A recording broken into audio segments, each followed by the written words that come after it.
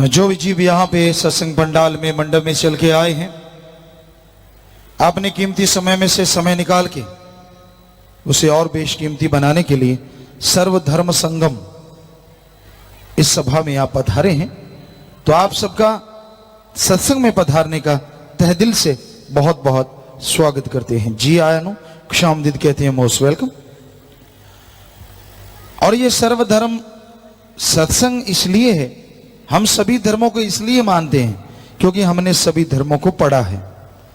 और जब पढ़ा तो सारे धर्म 99% एक जैसे हैं।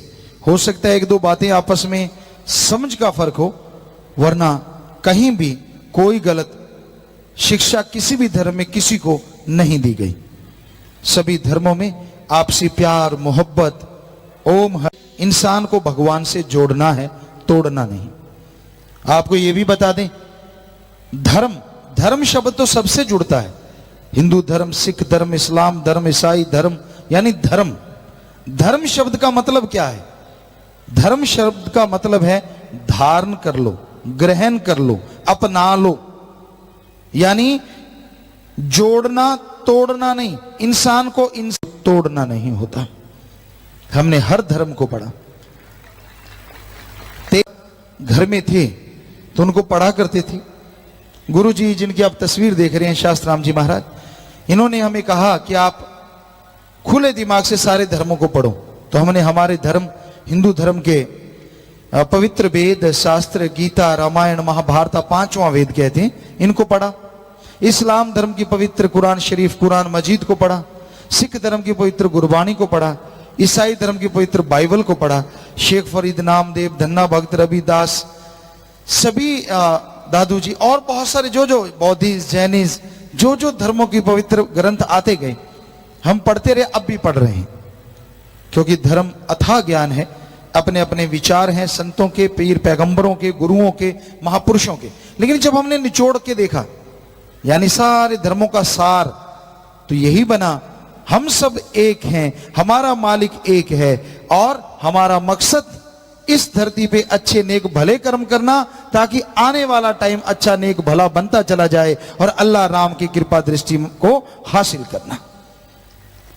सारे धर्मों में यही उद्देश्य बताया गया है। मेन मकसद, मेन ज्ञानवान है उसे ओम कह लो, अल्लाह कह लो, वाहिगुरु कह लो, राम कह लो, पानी को जल कह लो, नीर कह लो, वाटर कह लो, वाशर कह लो, आप कह लो, नीलू कह लो, नीरू कह लो। पानी के नाम बदलने से आप सब सहमत होंगे, क्या पानी का स्वाद या रंग बदलता है? नहीं बदलता। सोचने वाली बात, छोटा सा पानी, उसका नाम बदलने से अगर पानी नहीं बदलता तो उस मालिक तो बहुत बड़ी ताकत है, उसका नाम बदलने से मालिक कैसे बदल जाएगा?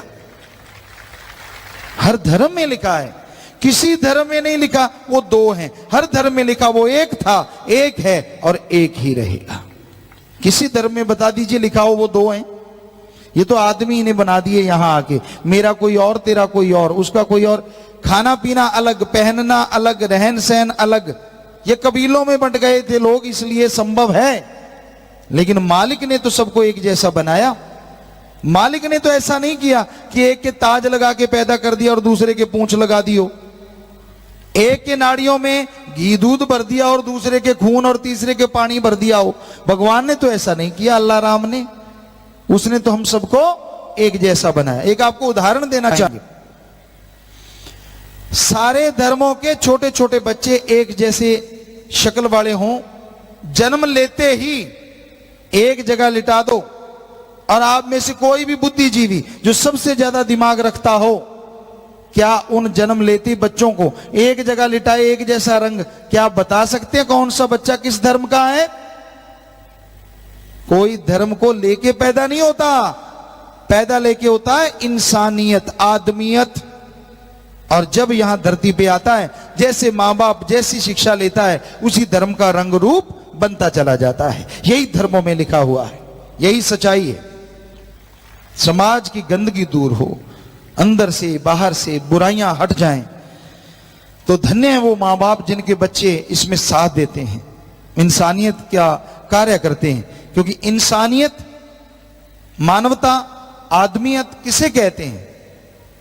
किसी को भी दुख दर्द तकलीफ में तड़फता देख के उसके दुख दर्द में शामिल होना और उसके दुख दर्द को दूर करने की कोशिश करना, इसी का नाम इंसानियत है, आदमियत है, मानवता। किसी को तड़फाना, किसी को दुख दर्द देना, वो इंसानियत नहीं है, बल्कि वो तो शैतानियत, राक्षसीपन है।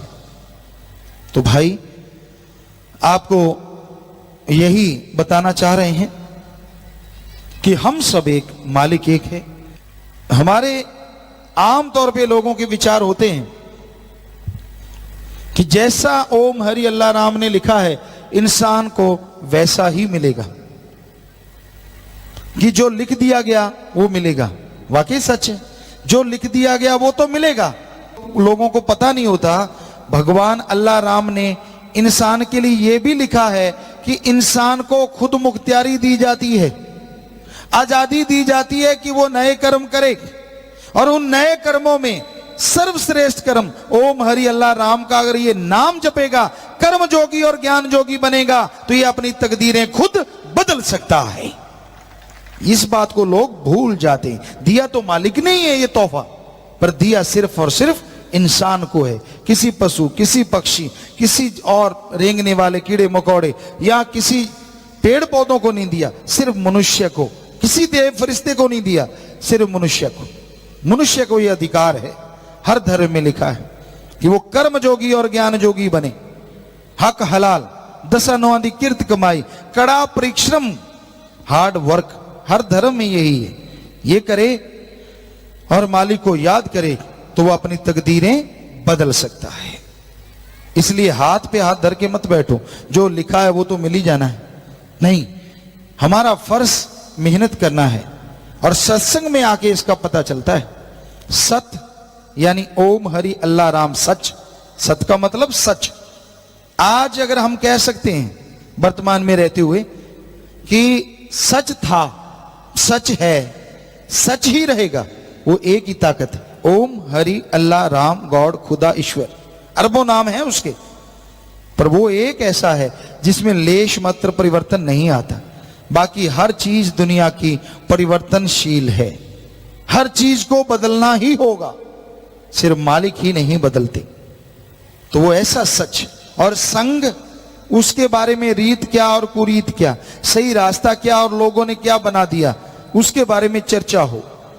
आत्मा और रूह का मालिक से कैसे मिलन हो, कैसे आप जीते जी गम, दुख, दर्द, चिंता, परेशानी, टेंशनों को जड़ से खत्म कर सको, इसके लिए जो तरीका है यहां बताया जाए उसे सत्संग कहा जाता है।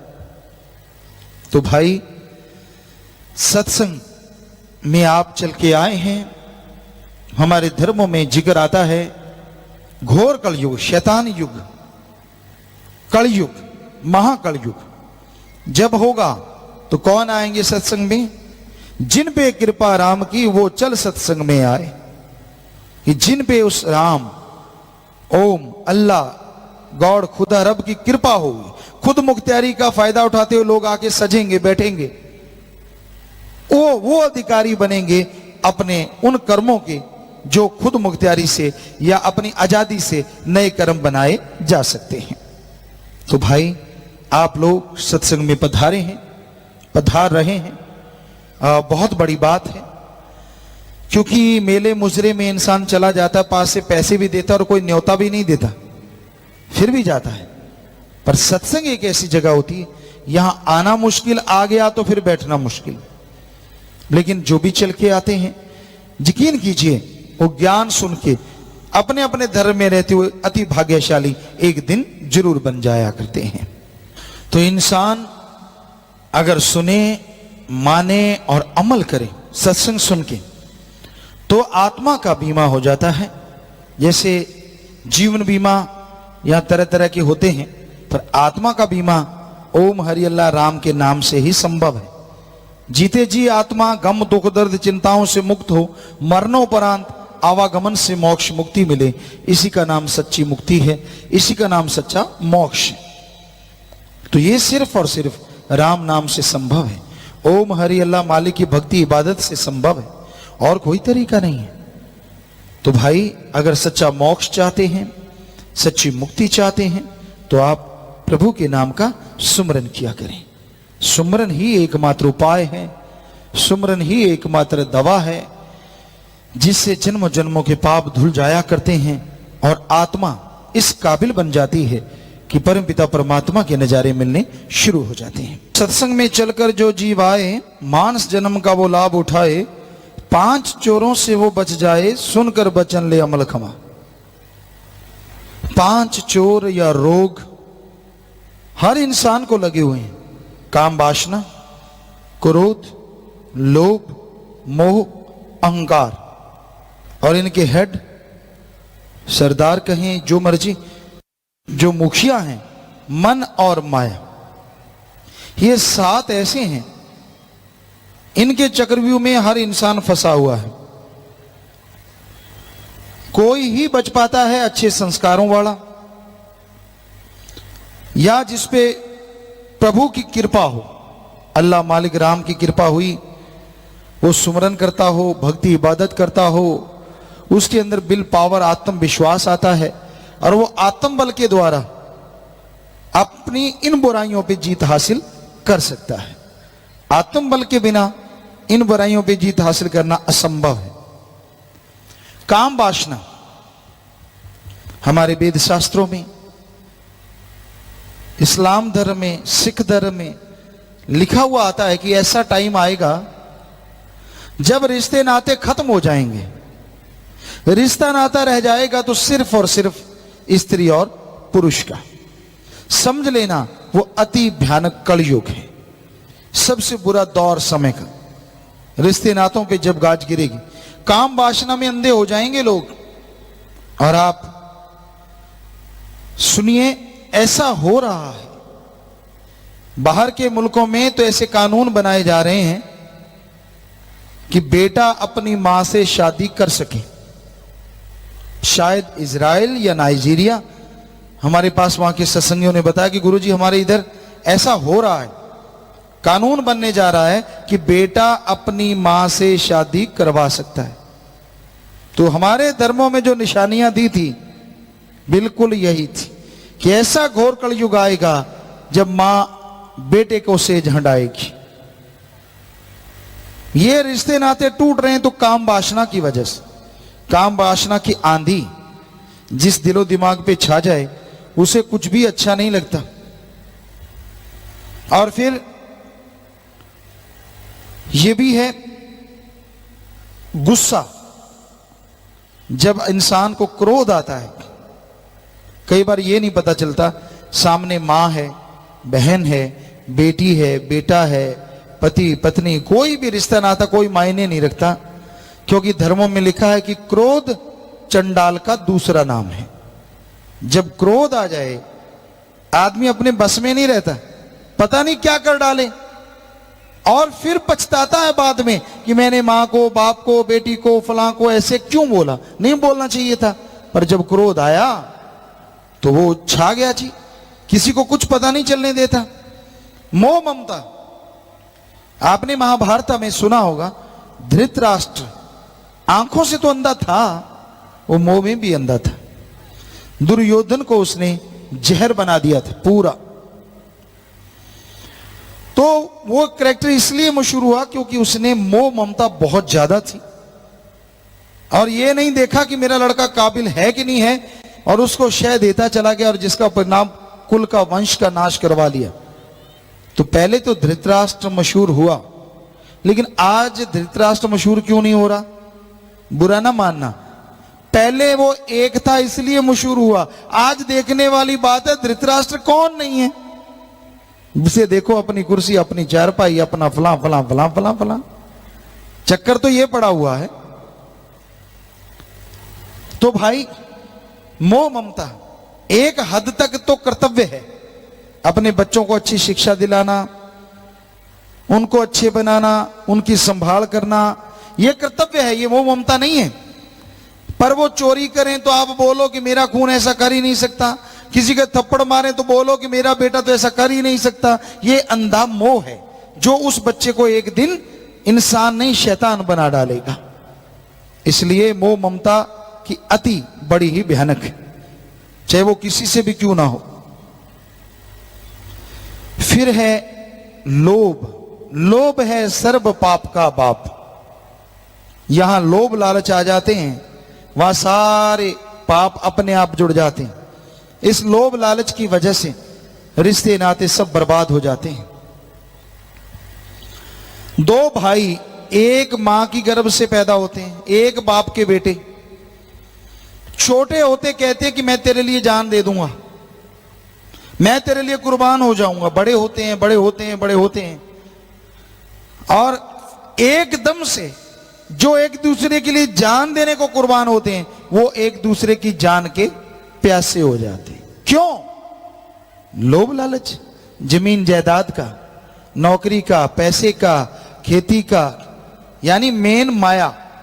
जैसे ये लोभ लालच आता है तो भाई भाई को मार देता है, बेटा बाप को मार देता है, और कोई रिश्ते नाते नहीं रहते। कैसे जहर बन जाता है इस लोभ लालच की वजह से। चलता हुआ खून जो अमृत के समान था, जो एक दूसरे के लिए कुर्बान होने को तैयार थे, वो एक दूसरे की जान लेने को तैयार हो जाते हैं। सारे भूल जाते हैं कि एक ही मां के गर्भ से पैदा हुए हैं। फिर क्या हो गया? चलो एक चतुर चालाकी कर रहा है, गुनाह कर रहा है, रोकना तो चाहिए, पर ये मारना या खत्म कर देना, तो ये लोभ लालच से और पाप जुड़ते चले जाते हैं और आदमी बर्बाद होते चले जाते हैं। फिर है अहंकार। अहंकार भी बहुत तरह का है। किसी को राज पहुंच का, मेरी पहुंच ऊपर तक है, पता नहीं क्या, ऐसे डरा देना। किसी को ऊंचे धर्म का, ऊंची जात का, किसी को धन दौलत का, किसी को जमीन जायदाद का, किसी को अपनी औलाद का, और किसी को खुद का। क्या सोचता है? सूक्ष्म मन का अहंकार कि मेरे को जितनी भगवान ने अकल दी है ना, किसी में ऐसी अकल नहीं है। मेरे को दी है, बाकी तो सारे कोरे ही घूम रहे हैं, किसी को कुछ मिला ही नहीं दिमाग। अंदर ये अहंकार होता है, सूक्ष्म अहंकार। और धर्मों में क्या लिखा है? अहंकार को मार पड़ती ही पड़ती है। और रावण का उदाहरण इसके बारे में दिया जाता है, और वाकई बहुत बड़ा उदाहरण है और सटीक। रावण कोई छोटी मोटी ताकत नहीं थी। हमने वैज्ञानिक दृष्टिकोण से पवित्र ग्रंथ पढ़े हैं, तो हम आपको वैज्ञानिक दृष्टिकोण से बताएंगे। रावण सूरज की रोशनी से ही नहीं, चंद्रमा की रोशनी से भी खाना बना लेता था। इतना बड़ा वैज्ञानिक था। जब चाहता था बरसात करवा लेता था। एटम परमाणु उसके कंधे पे टंगे रहते थे, क्योंकि वो तीर चलाता था तो कहते 12 कोस तक आग लगती थी, यानी टेम्परेचर हाई। और राम जी के पास ऐसा बाण था, वो छोड़ते थे तो बर्फ की तरह वातावरण, दोनों टकरा के वातावरण ज्यों का त्यों। इतना बड़ा साइंटिस्ट था रावण। यही नहीं, सफल क्लोन ज्ञाता था। जो लोग कहते कि राम जी के टाइम में राम जी नहीं थे, वो झूठ है। राम जी थे, 100% सच है। और वो सफल क्लोन ज्ञाता था रावण। उसके खुद के तो 3 या 5 ही बच्चे थे, बाकी सब क्लोन थे। क्लोन 1 लाख हो गए थे। और आगे सफल क्लोन ज्ञाता था, क्योंकि बाकी बच्चे नाती थे, वो 1.25 लाख थे, यानी बच्चों के भी आगे बच्चे। सफल क्लोन ज्ञाता। अब ज्ञान की बात करें, चारों वेदों का टीकाकार पंडित, चारों वेद हमने पढ़े। इतना ढेर लग जाता है अगर इस मेज पे रखें तो, इतनी ऊंची। उसको जुबानी याद थे, जब यहां से मर्जी टीका टिप्पणी करवा लो दोहा बोल के। इतना जबरदस्त ज्ञान। सफल राजनीतिज्ञ श्री राम जी ने लक्ष्मण को कहा था लास्ट में, जब मर रहा था रावण, कि इसको राजनीति का गुरु बना लो, ये राजनीति बहुत ज्यादा जानता है। इतना बड़ा राजनीतिज्ञ। लेकिन उसने क्या किया? ये तो हमने थोड़े से गुण बताए हैं, उसके और भी बहुत गुण थे। तो उसने एक ही अवगुण किया, अहंकार। ये मुझे तो मौत भी नहीं मार सकती, मौत को भी मैंने बांध लिया है। और सीता जी को उठा लिया इसी अहंकार में। तो एक लखपूत 1.25 लाख नाती, तेरा वन घर दिया ना बाती। तो इसलिए अहंकार कभी ना करो। थोड़े से पैसे हो जाएं, 2-4 लोग आगे पीछे घूमने लग जाएं, अकड़ अकड़ के चलता, कहता आदमी तो मैं ही हूं, बाकी तो कीड़े मकोड़े। ना भाई ना, ऐसा ना कर। अहंकार को मार है, धर्मों में बताया है। तो अहंकार नहीं करना चाहिए। तो इस तरह ये। और फिर है मन। आदमी के दिलो दिमाग में जो बुरे विचार देता है, दिमाग में जो नेगेटिव थॉट्स बुरे विचार देता है वो है मन, अच्छे विचार भले विचार देता है वो है आत्मा की आवाज। हिंदू और सिख धर्म में मन को कहा जाता है मन राम, इस्लाम धर्म में नफस, जो दिमाग को गलत बुरे विचार देता है, नफस शैतान। तो अंदर की आवाज को आत्मा की आवाज, अंदर की आवाज हिंदू सिख धर्म में, और रूह जमीर की आवाज इस्लाम धर्म में। तो अंदर की आवाज दबके रह जाती जब मन नफस आदमी के ऊपर छा जाता है कि मैंने सारी हिमालय पर्वतमाला को उठा लिया। हालांकि ये असंभव है, पर एक पल के लिए मान लूंगा शायद किसी ने ऐसा कर लिया होगा। अगर कोई कहता है कि उसने सारे समुद्रों का पानी पी लिया, यह भी असंभव है। वशिष्ठ जी कहते हैं फिर भी मान लूंगा शायद किसी ने ऐसा कर लिया होगा। पर अगर कोई कहता है कि मन को जीत लिया, यह बात मैं कभी नहीं मानूंगा। यानी इतनी बड़ी बड़ी बातें, आदमी कहते मैंने सारा समुद्र पी लिए, कहते ये भी मान लूंगा। सारी हिमालय पर्वतमाला उठा ली, वो भी कहते मान लूंगा। लेकिन अगर कोई कहे कि मन को जीत लिया, ये मैं नहीं मानूंगा जल्दी से। पर क्या मन को जीता नहीं जा सकता?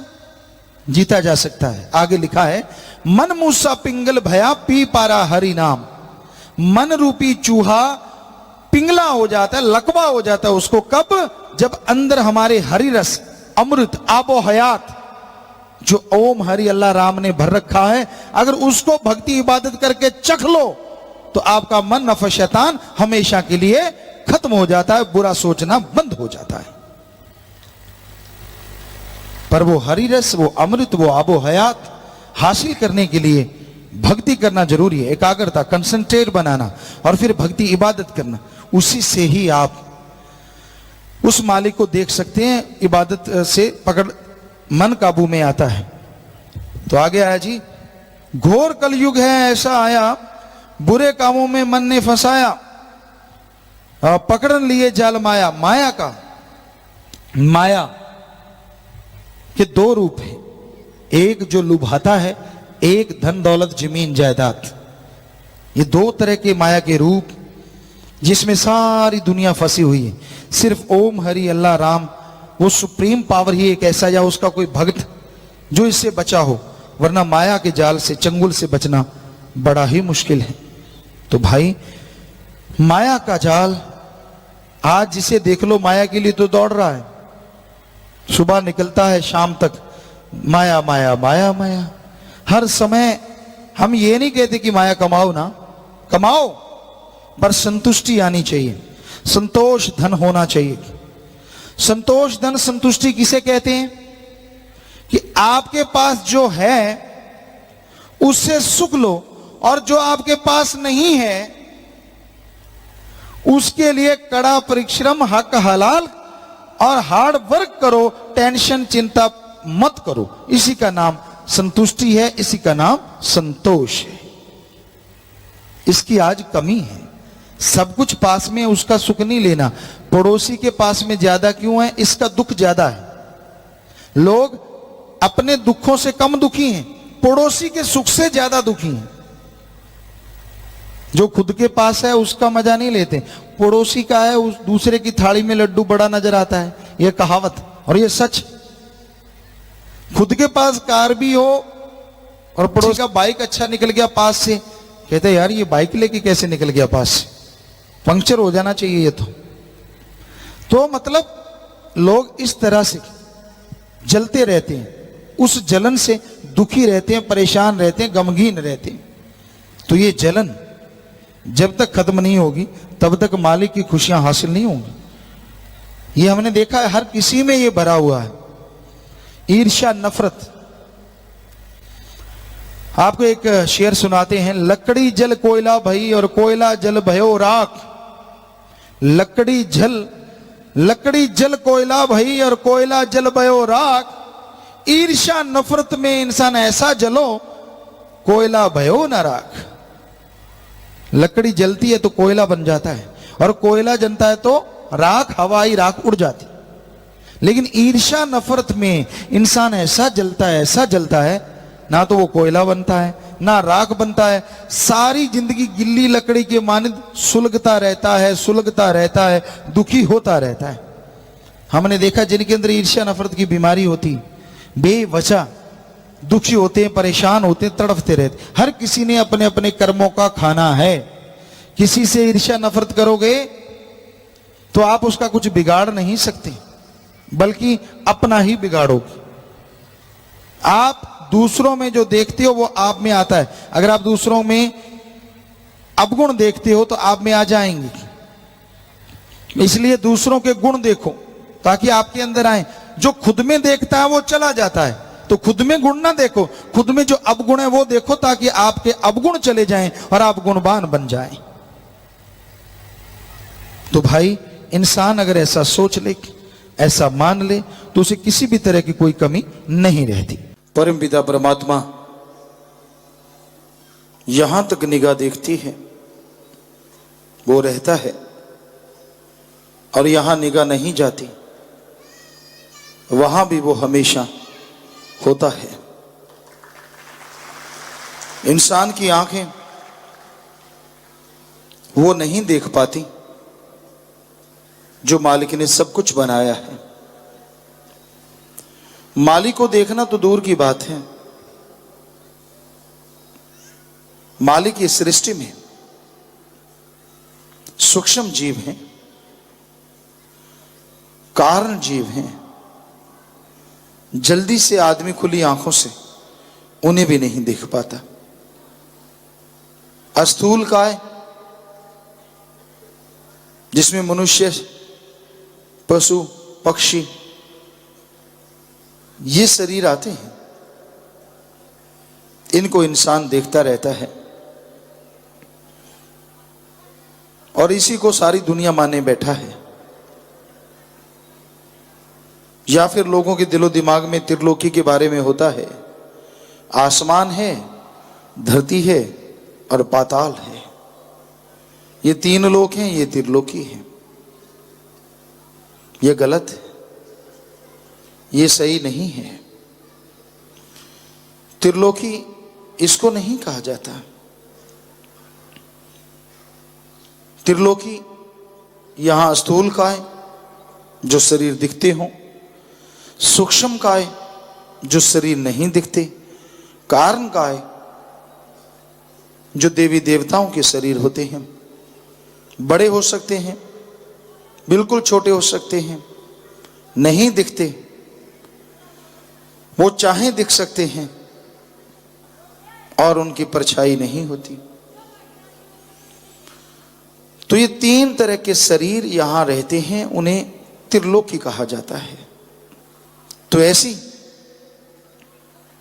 सैकड़ों त्रिलोकियां हैं जो हर जगह खंडों ब्रह्मंडों में मालिक ने बना रखी हैं। सुमरन भक्ति के द्वारा जब आत्मिक शक्तियां बढ़ती हैं, आत्मा ऊपर उठने लगती है, तो वो मालिक के नजारे नजर आने लगते हैं।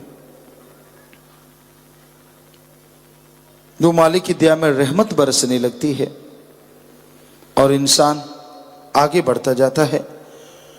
तो यूं नहीं लगता कि आत्मा बढ़ रही है, यूं लगता है इंसान खुद बढ़ रहा है। तब मालिक रहमत करें तो वो त्रिलोकियों को भी दिखा देता है।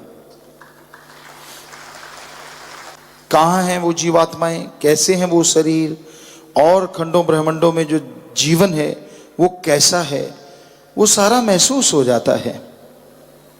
तो भाई, वो नजारा देखना चाहो देख सकते हो, पर उसके लिए सुमरन करना है, बुरी आदतों को छोड़ना है। यार दोस्त मित्र वही होता है जो आपका भला करता है, जो आपको बहला के, फुसला के, राम नाम से दूर ले जाए, दलदल में फंसाए। बेपरवाह जी फरमाया करते, ऐसे दोस्त हों तो दुश्मनों की जरूरत नहीं होती, क्योंकि वही ऐसी दुश्मनी करते हैं जैसे मन है। मन आदमी के साथ रहता है, पता नहीं चलने देता, दोस्त बन के धोखा देता है। इंसान को कहता वो काम कर ले कुछ हर्ज नहीं, वो काम कर ले कोई हर्ज नहीं, फलां काम कर ले कोई हर्ज नहीं, यूं कहता रहता है, यूं कहता रहता है, लेकिन इंसान को सुखी नहीं होने देता। इंसान को काम वासना क्रोध लोभ मोह अहंकार मन माया रूपी दलदल में फंसा देता है, उनमें डुबो देता है। उसी तरह मनमते लोग होते हैं जो इंसान को गुमराह करते हैं, उसका भेजा उसकी अकल निकाल लेते हैं और उसे कुछ पता नहीं चलता कि वाकई उसके साथ कुछ हो रहा है। उसे यूं लगता है नहीं जो हो रहा है सही हो रहा है। कई बार इंसान का मन उचाट हो जाता है, वो कहते